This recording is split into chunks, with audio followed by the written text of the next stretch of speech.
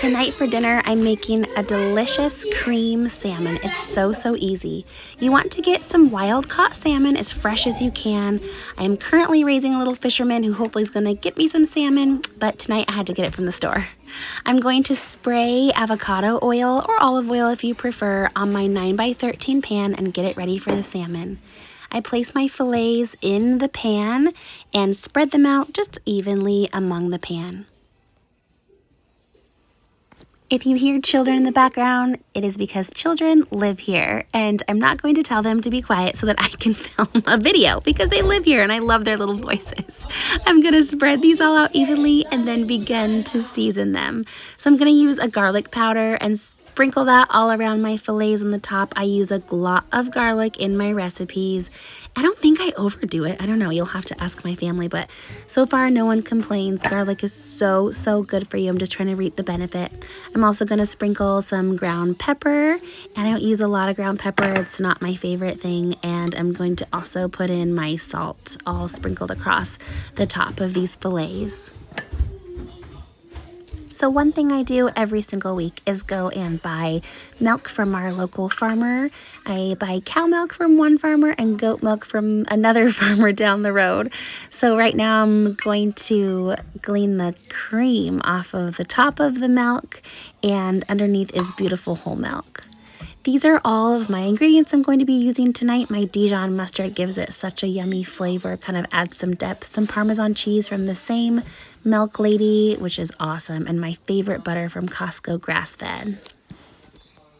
I am not brave enough to make Parmesan cheese. I just make ricotta and mozzarella and a farmer's cheese, but hers is just lovely and perfect and creamy and delicious.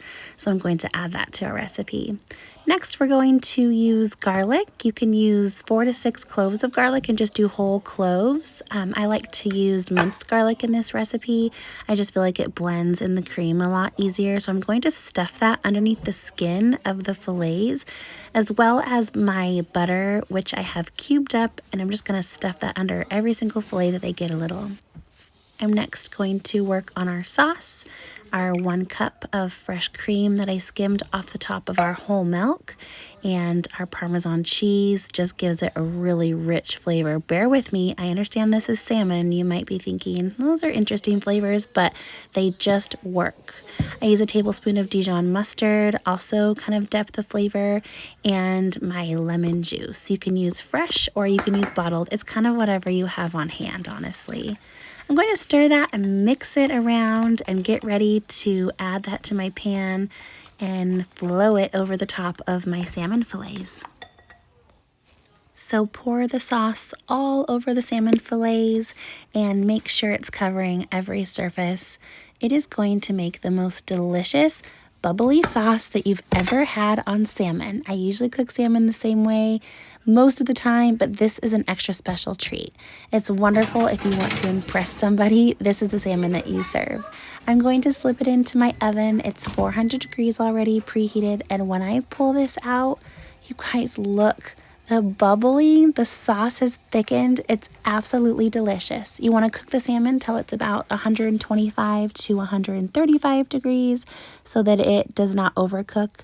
And I sprinkle it with some lemon thyme that is dried out of our garden this summer, which gives it the best flavor. You are going to want to make this salmon more. I promise you, it is so easy. It is done in, I don't know, about 30 minutes from start to finish. This salmon you're going to love. See you on the next one.